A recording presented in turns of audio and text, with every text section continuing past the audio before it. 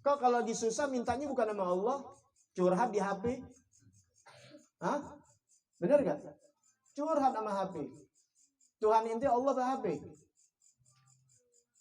Hah?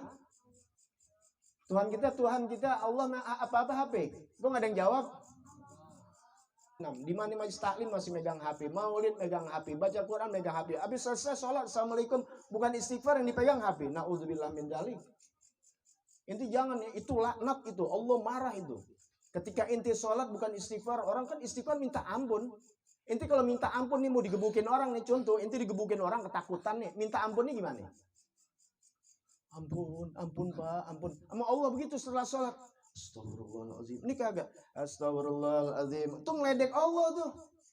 Paham gak? Inti lagi digebukin, minta ampunnya. Ampun Pak, ampun Pak, ampun. Ditambukin terus inti. Sama Allah. Ya.